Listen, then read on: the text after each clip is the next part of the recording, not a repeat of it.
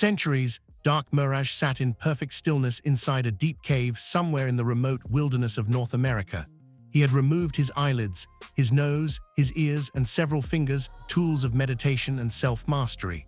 His wounds would always heal themselves. Time meant nothing to him.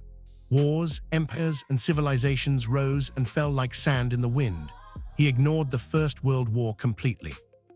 Just another pointless slaughter of mortals killing each other for stupid reasons. He had seen it all before, but the Second World War was different. Even deep in his cave, he could feel the sheer scale of death, hatred, and occult energy swirling across the planet. Something about it felt personal. As he sat in darkness, a fiery portal suddenly tore open before him. Out stepped Lilith, radiant, ancient, and radiating cold fury. She wasted no time. "Yahweh is involved again," she said. "His so-called chosen people are at the center of this new war. He plays his games as always." Mirazh remained motionless for a long moment. His voice, when it finally came, was dry and indifferent. "I want no part in that creature's bullshit." Lilith stepped closer. She placed a gentle but firm hand on his mutilated shoulder. The touch triggered a flood of memories. The garden, his brother Abel's blood on the ground, the curse that followed.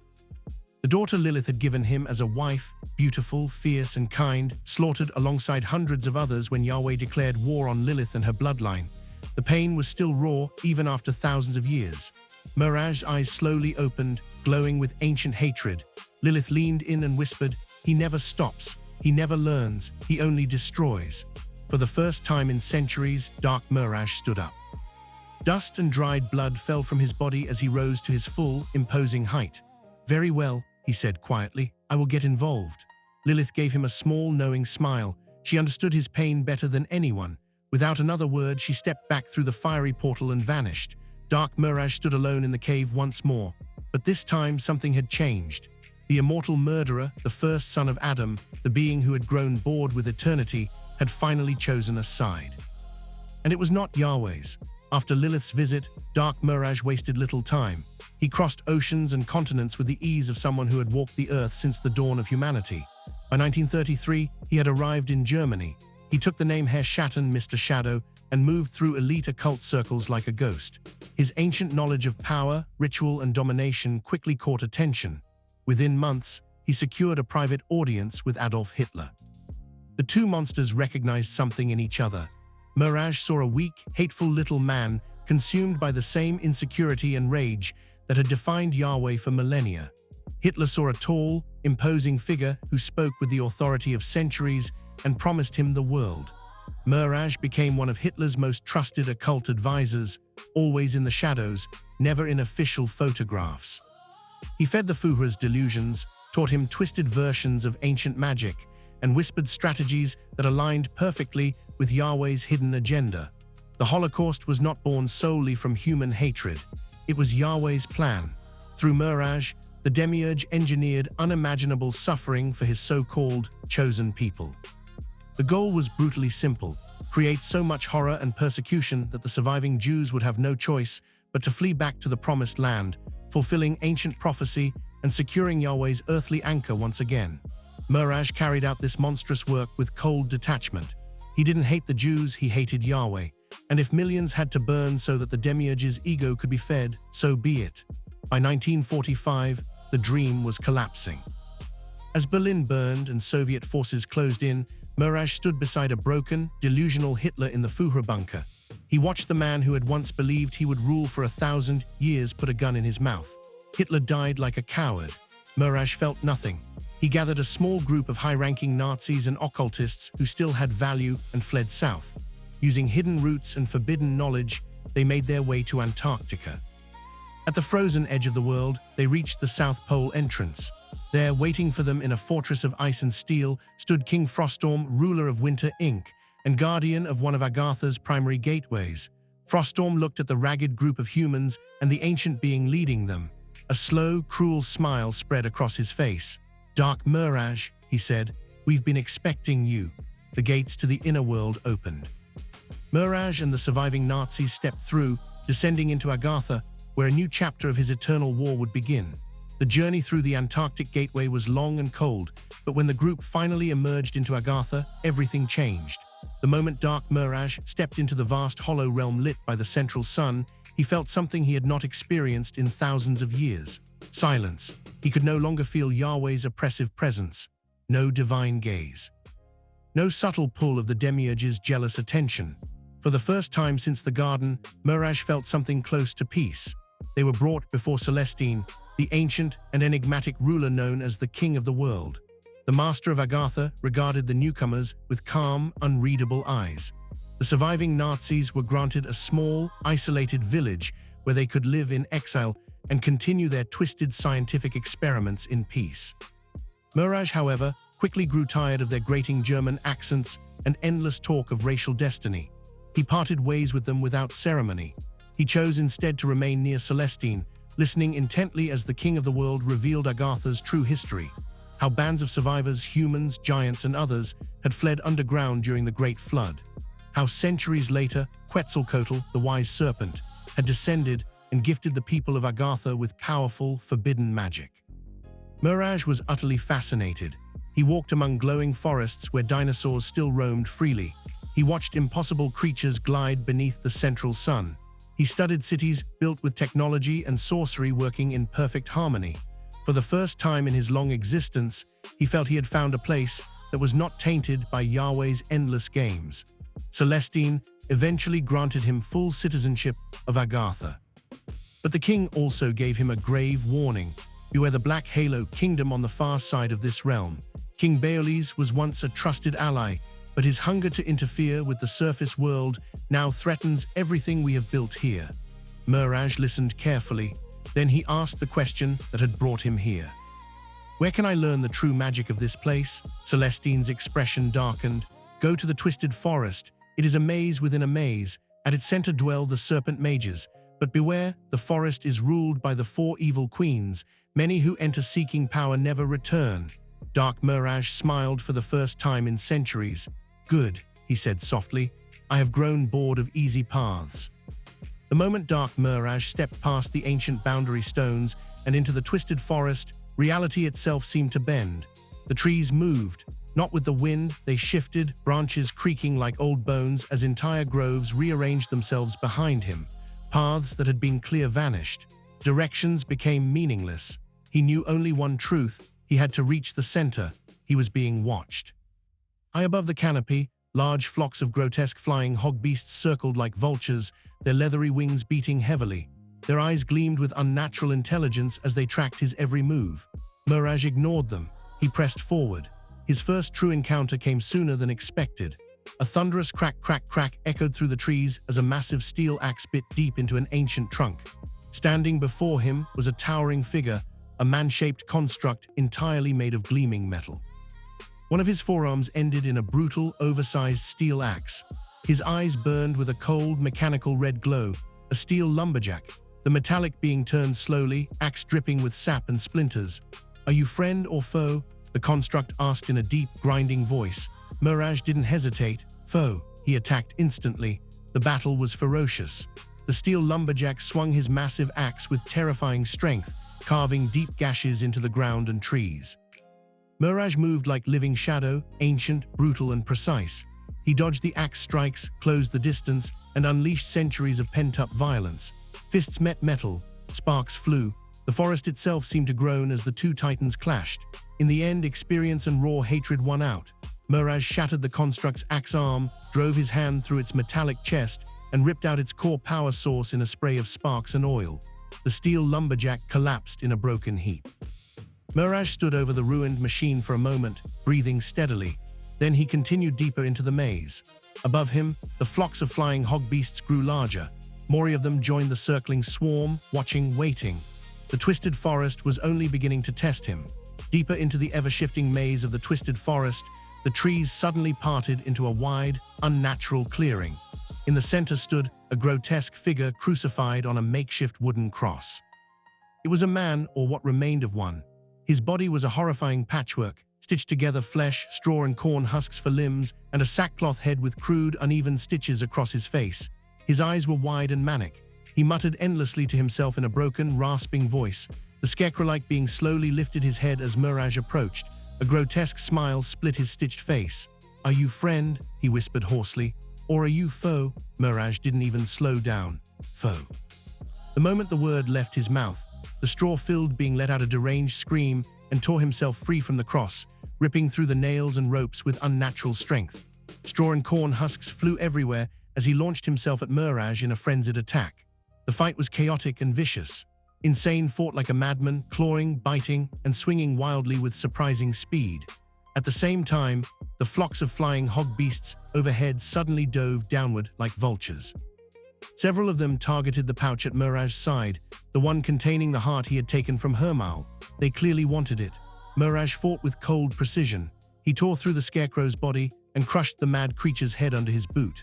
As the creature's broken form twitched on the ground, Mirazh turned and swatted the diving hog beasts out of the air like insects, killing several in brutal fashion. The rest fled back into the sky, screeching. Panting slightly, Mirazh stood in the clearing and looked down at the pouch on his belt. He pulled it open and stared at the heart inside. "Why?" he muttered. "Why were these beasts so desperate to take something that was so insignificant? What power did they sense in it?" He closed the pouch and continued deeper into the forest, more cautious now. The twisted forest was not only shifting its paths, it was actively hunting him, and he still had to reach the center where the serpent mages waited. Mirazh walked for what felt like weeks. The twisted forest refused to release him. Trees shifted when he wasn't looking. Paths curved back on themselves. The sky above was never still. The grotesque flock of flying hog beasts circled constantly, their numbers growing with every passing day. They watched. They waited. Eventually, the trees thinned. Mirazh saw what looked like the edge of the forest. Hope flickered in his ancient chest as he pushed forward, only to step out exactly where he had first entered. His own footprints were still visible in the dirt. He stared at them for a long moment, then noticed something else. A second, much fainter set of footprints followed his own. He was not alone. Mirazh's eyes narrowed. Without a word, he turned and re-entered the forest, now moving with even greater caution. Days blurred together. Then, without warning, he was ambushed. Dozens of twisted figures, servants of the 4 evil queens, burst from the trees, weapons drawn. "You trespass in the queen's forest," one snarled. Mirazh prepared to fight, hands curling into fists. But before he could move, something enormous dropped from the canopy with a thunderous roar. A lion, not a normal lion. This beast stood upright like a man, towering and muscular, with 4 massive, clawed arms. Its mane was wild and black. Its eyes burned with primal fury. It slammed into the soldiers like a living avalanche, tearing through them with savage efficiency. Blood sprayed across the forest floor as limbs were ripped free and bodies crushed. When the slaughter ended, only silence remained. The Lion of Carnage turned slowly toward Mirazh, blood dripping from its claws. Its voice was a deep, guttural growl. "Friend or foe?" Mirazh answered the only way he knew how. "Foe." The battle that followed was one of the most savage Mirazh had fought in centuries. The lion was raw power and animalistic rage given form. Every strike shook the ground. Its 4 arms allowed it to attack from impossible angles. For a time, it actually pushed Mirazh back, but Mirazh was older than rage itself. He endured the onslaught, found the openings, and struck with cold, calculated precision. He broke bones, tore flesh, and finally drove the lion to its knees, with one final, devastating blow. He sent the beast crashing through the trees. The Lion of Carnage rose slowly, bloodied and breathing hard. It gave Mirazh one last defiant look, then turned and vanished into the forest. Mirazh stood alone once more, breathing steadily, his body covered in cuts and bruises. He looked up at the circling hog beasts, then down the path ahead. The center of the twisted forest was still waiting, and so was he. As Mirazh pressed deeper into the twisted forest, the ground itself came alive. Snakes and serpents of every size slithered out from between the roots and branches, covering the forest floor in a living carpet of scales. They did not attack, they simply followed, watching him with unblinking eyes. Above, the flocks of flying hog beasts suddenly wheeled away in silence, as if even they feared what lay ahead. The air grew heavy with the scent of venom and ancient magic. Mirazh eventually stepped into another clearing. Before him rose a massive, ominous castle built in twisted serpent architecture, coils for towers, fanged mouths for gates, and walls covered in writhing stone serpents. At the center of the fortress stood a single tall tower topped with a gigantic, glowing serpent's eye. The eye moved slowly, scanning the forest in all directions until it locked directly onto Mirazh. A moment later, something massive dropped from the sky and slammed into the ground with enough force to crack the stone. A dragon man. His skin was deep green with hardened scales, Massive leathery wings spread wide behind him, and two curved horns rose from his head. He carried himself with arrogant confidence. Draga, the dragon man, looked Mirazh up and down, a toothy grin spreading across his face. "What is your purpose here, foe?" Draga asked, voice booming. Mirazh answered plainly, "To learn." Draga threw his head back and laughed, a deep, rumbling sound that echoed through the serpent castle. "You will not be fighting me today, Wanderer. No, you must fight him." Without another word, Draga launched himself back into the sky with a powerful beat of his wings, disappearing into the strange canopy above. The ground began to shake violently. The serpents scattered in all directions. The serpent's eye on the tower glowed brighter, focusing entirely on Mirazh. Deep, thunderous footsteps echoed from within the castle as something enormous stirred. Mirazh stood his ground, clenching his fists. He had come for power, and it looked like the twisted forest was finally ready to give it to him. Mirazh never saw the strike coming. One moment he was pressing forward through the serpent-infested undergrowth. The next, a massive coiled tail slammed into his side with bone-crushing force. He was hurled through the air and crashed into a cluster of ancient trees. From the shadows rose Mandusa, a towering abomination, half man, half serpent. His upper body was powerfully muscled and covered in green scales, while his lower half was a thick, powerful snake tail. Living serpents writhed where hair should be on his head, hissing and snapping. One of his hands gripped a crackling lightning bolt sword of Zeus, while the other ended in a monstrous serpent head that breathed roaring jets of flame.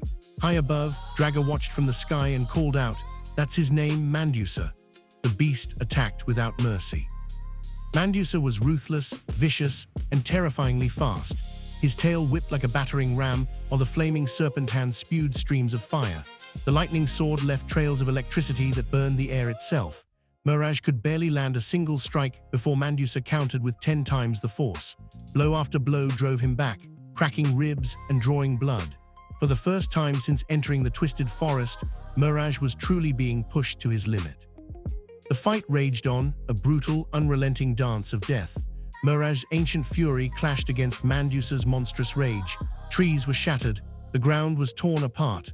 Lightning and fire lit up the dark canopy. Then Mirazh remembered what he carried. He gripped the pouch containing the heart of Miqui. In that moment, a surge of heavenly strength flooded through his body. His movements became blindingly fast. He dodged Mandusa's strikes with ease, closed the distance, and delivered a devastating series of blows that finally staggered the serpent beast. With a roar, Mirazh wrenched the lightning sword from Mandusa's grasp. The moment the sword left his hand, Mandusa's aggression vanished. The fire in the serpent hand died. The living snakes on his head went limp. The monstrous warrior suddenly looked lost. Draga landed nearby, folding his wings. "It's truly shameful what happened to him," the dragon man said, almost pitying. "He was once a man in love. His wife was cursed and turned into a gorgon by cruel gods. He traveled all the way to Olympus and demanded Zeus help him. Instead, as a sick joke, Zeus turned him into this beast you see before you. That sword, it helps him remember who he used to be." Mandusa lowered his head, breathing heavily, saying nothing. Mirazh stood silent for a moment, still gripping the stolen lightning sword, his chest heaving. The surge of power from the heart slowly faded. He looked toward the towering serpent castle in the distance, its central eye still watching him. The path to the serpent mages was open. After defeating Mandusa, the forest seemed to finally relent. The trees no longer shifted against him. The ground stopped fighting his every step. Even the sky grew quieter. The serpents that had carpeted the forest floor now slithered aside, forming two long lines that created a clear path forward. Mirazh followed it without hesitation. At the end of the living corridor stood a pair of massive stone doors carved with coiling serpents and glowing runes. As he approached, the doors groaned open on their own. Out stepped a tall, imposing figure wrapped in ornate purple robes and armor. A long, well-groomed mustache curled dramatically from beneath a sleek helmet adorned with glowing violet crystals. Two living serpents coiled around his shoulders like living epaulets. Macarios, serpent mage of the twisted forest. "Impressive," Macario said, his voice smooth and laced with genuine respect. "Very few make it this far. Fewer still do so while carrying something so precious." His eyes flicked meaningfully to the pouch at Mirazh's side, the one containing the heart of Miqui. Macarios smiled, a knowing, almost hungry expression. "Are you ready for your first lesson, Wanderer?" Mirazh stared at the mage for a long moment, his ancient eyes cold and calculating. He could feel the immense power radiating from the being before him, real power, the kind that could reshape reality. He gave a single nod. Yes. Macario stepped aside and gestured toward the open doors with a dramatic sweep of his arm. Beyond them lay a vast, glowing chamber filled with towering bookshelves made of petrified serpent spines, floating orbs of magic, and dozens of other robed figures watching silently from the shadows. "Welcome, Dark Mirazh," Macario said as Mirazh walked past him. "The serpent mages have been waiting for someone like you." The heavy doors slowly closed behind them with a resonant boom. Mirazh had reached the center of the twisted forest, and his real education was only just beginning.